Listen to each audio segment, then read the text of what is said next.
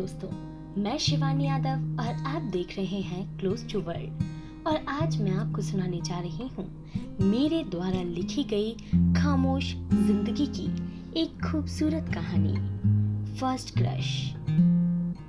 जिंदगी में चारों ओर कितनी आवाजें हैं, दिल में बढ़ रहा ये कैसा सन्नाटा है। मुझे इंतजार न जाने किसका है, वो मिले तो बताएं कि ये दिल भी तो उसी का है। और वहीं इस शहर के शोरगुल से दूर मैंने सोचा कि क्यों ना कुछ दिन नानी के घर पर बिताए जाएं, और मैं बिना किसी को कुछ बताए कानपुर के लिए निकल गई। अभी दिल्ली में काम करते हुए मुझे सिर्फ 1 ही साल हुआ है। मम्मी पापा और मेरा छोटा भाई सब आगरा में रह रहे हैं और मैं एक अलग ही दुनिया में। चंद दोस्त हैं मेरे, क्योंकि ज्यादा किसी से बात करना या रिश्ते बनाना, वो भी दिल्ली जैसे शहर में, ये तो मुश्किल से भी ज्यादा मुश्किल है। खैर, इस भागदौड़ भरे जीवन में वैसे भी इन सब के कोई मायने नहीं है। रोज सुबह उठकर ऑफिस की भागदौड़ और फिर रात होने तक आने वाली कल की चिंता, इन सब से दूर कुछ दिन नानी के घर वक्त बिताने का प्लान तो बना लिया था मैंने, पर मन ही मन मैं खुश भी थी और डरी हुई भी। खुश थी कि नानी के साथ वक्त बिताने वाली हूँ और बाकी फैमिली के साथ खूब मजे करूंगी, और डर इसलिए लग रहा था कि आज मम्मी को जब पता चलेगा कि छुट्टी मिलने पर भी मैंने उन्हें नहीं बताया और बिना बोले नानी के घर आ गई तो ना जाने कैसे रिएक्ट करेंगी वो। अलीशा, तुम बहुत बड़ी हो गई हो ना, अब तुम घर वालों को कुछ बताना ही जरूरी नहीं समझती। और वही हर बार के कुछ 2-3 फिक्स डायलॉग वही देने वाली हैं वो। बस यही सोचकर मैं चल पड़ी। ट्रेन में अलग अलग तरह के लोग थे और कभी मैं सबको देखती तो कभी सब मुझे। छोटे छोटे बच्चे जो बेवजह चीख रहे थे और मैं सोच रही थी कि क्यों। खैर, इस छोटी सी दुनिया में अलग अलग तरह के लोग हैं, तो फिर ये तो बच्चे हैं, इन्हें क्या फर्क पड़ता है कि कोई हमें देखकर क्या कहेगा। कितने मासूम है ना ये। मैं ये सोच रही थी कि अचानक से तेज हवाएं चलने लगी। ट्रेन की रफ्तार तो उतनी ही थी, पर मेरी दिल की धड़कनें अचानक से तेज हो गई थी।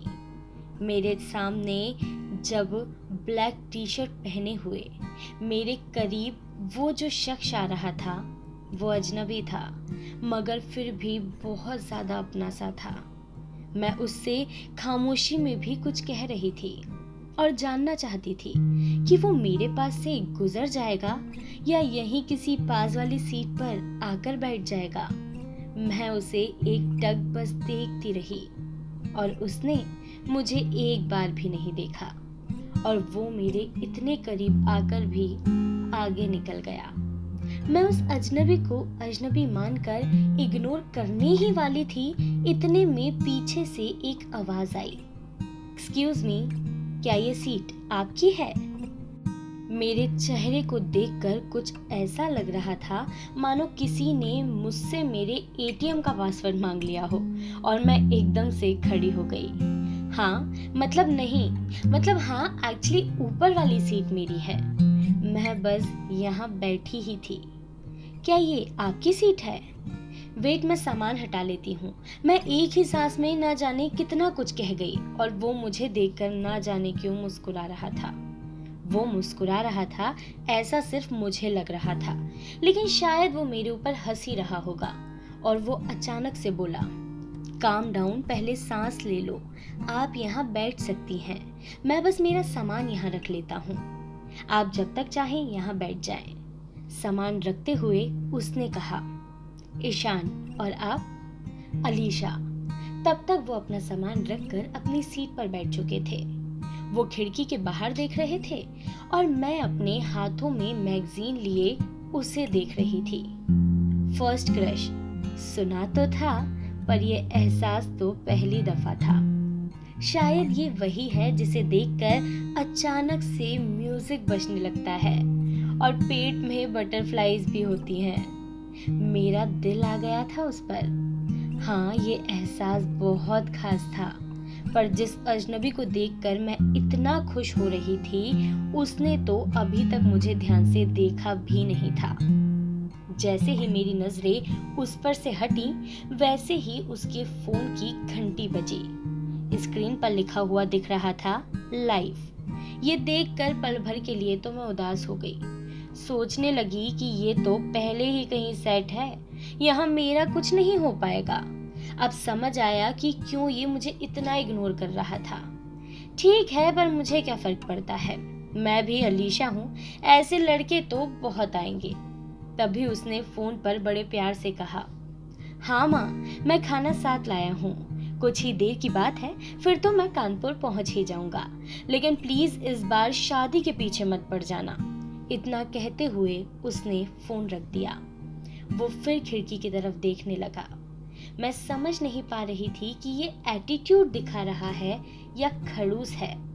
तभी मेरे फोन पर माँ का कॉल आया और मैंने कॉल इग्नोर कर दिया, लेकिन माँ तो माँ है।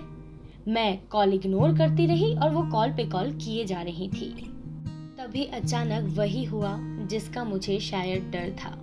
मुझसे ईशान ने पूछ ही लिया, आप फोन उठा क्यों नहीं लेते?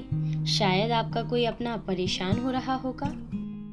और मैं पागल, जैसे कि मैं इंतजार ही कर रही थी कि ईशान मुझसे कुछ कहे तो मैं सारी बात उसे बता दूं। और जैसे ही उसने सवाल किया, मैंने बिना टाइम लिए अपनी सारी की सारी कहानी उसके सामने सुना दी, बिना ये सोचे समझे कि ये एक अजनबी है। क्योंकि जब से मैंने उसे पहली दफा देखा, तब से मैं तो उसे अपनों से ज्यादा अपना मान रही थी, उसके बात करने का इंतजार ही कर रही थी। हाँ, कितनी बेवकूफ हूं ना मैं। पर ये एहसास था ही इतना अलग कि मैं ना चाहते हुए भी खुद को रोक ही नहीं पाई। मैं अपनी कहानी बता रही थी और वो अच्छा अच्छा बस इतना ही कर रहा था। तो मैं भी फट से बोल पड़ी, इसमें इतना अच्छा क्या है? देखो कितना गलत कर रही हूँ ना मैं, अपने घर वालों को बिना बताए नानी के घर जा रही हूँ। हाँ, कर तो तुम गलत ही रही हो, लेकिन अब चिंता का क्या फायदा? तुम अपने घर पर बता देना कि तुम्हारा मन था तो तुम चली गई। मैंने भी बड़ी सी स्माइल देकर उसे हाँ कह दिया और सोचने लगी कि काश सब कुछ करने में भी उतना ही आसान होता जितनी आसानी से इन्होंने कह दिया है। पर ठीक है, मैं चुप हुई। मेरे फोन पर एक मैसेज आया और मुझे इतना बड़ा झटका लगने वाला है ये मैंने कभी नहीं सोचा था, क्योंकि मैसेज तो माँ का ही था, लेकिन उसमें बड़े बड़े शब्दों में लिखा था, बेटा तुम कहाँ बिजी हो, जब फ्री हो जाओ तो फोन कर लेना। तुम्हें बताना था कि हम लोग नानी के यहाँ जा रहे हैं। असल में उनकी तबीयत थोड़ी ठीक नहीं है और उन्होंने तुम्हारे लिए एक लड़का भी देखा है। ये पढ़ने के बाद मैं खुद को रोक नहीं पाई। मुझे समझ ही नहीं आ रहा था कि मैं खुद पर हंसूं या जोर जोर से रो दूं। मैंने ये मैसेज भी इग्नोर कर दिया और मैं उस लड़के से बात करने लगी जिसे मैंने चुना था और मैं उसे सब कुछ बताने लगी। वहीं बातों ही बातों में अब शायद उसका भी मुझसे बात करने में मन लग गया था, क्योंकि वो अब खिड़की से ज्यादा मुझे देख रहा था। उस सफर में हम दोनों थोड़े से दोस्त तो बन ही गए थे। सफर जितना लंबा था उतना छोटा हो गया। बातें चलती रहीं और तभी उसने मुझे बताया कि घर वाले शादी के लिए कैसे उसके पीछे ही पड़ गए हैं। तो मैंने भी बड़े प्यार से कह दिया कि क्या परेशानी है, कर लो ना शादी, आज नहीं तो कल करनी तो है ही। और इस बात पर उसके चेहरे के रंग ही उड़ गए। वो बोले, जाने दो, तुम नहीं समझोगी। मैं नहीं समझूंगी मतलब? मुझे बताओ तो मैं सब कुछ समझ जाऊंगी। और बातों का सिलसिला यूं ही चलता रहा और तभी दोनों के फोन पर एक साथ नोटिफिकेशन आया। हम दोनों ने एक साथ व्हाट्सएप खोला और दोनों एक दूसरे को बिना कुछ कहे अगले कुछ सेकंड्स तक सिर्फ देखते रहे, क्योंकि मेरे फोन पर उसकी फोटो आई थी और उसके फोन पर मेरी। शादी तो मैं भी अभी नहीं करना चाहती थी, पर बात तो यहाँ दिल और दिमाग से परे ही थी। जब से उसे देखा सिर्फ उसे ही देख रही हूँ। हम दोनों एक दूसरे से कुछ कह भी नहीं पा रहे थे। वो भी सोच रहा था कि मैंने तो इसे बस सीट शेयर करने का कहा था और ये तो मेरी जिंदगी पर आ गई। पर किस्मत भी बड़ी अजीब चीज़ है ना। हम दोनों अनजान बनकर एक दूसरे से सवाल कर रहे थे कि क्या हुआ, तुम चुप क्यों हो। तभी उसने अपना फ़ोन, जिस पर मेरी फ़ोटो आई थी, उसे मेरे सामने रख दिया। मैंने भी कुछ कहा नहीं और उसे अपना फ़ोन थमा दिया। मैंने कभी नहीं सोचा था कि इस बात का जवाब मुझे उसे देना पड़ेगा जिसे मैं अपनी पहली नज़र में दिल दे बैठी थी।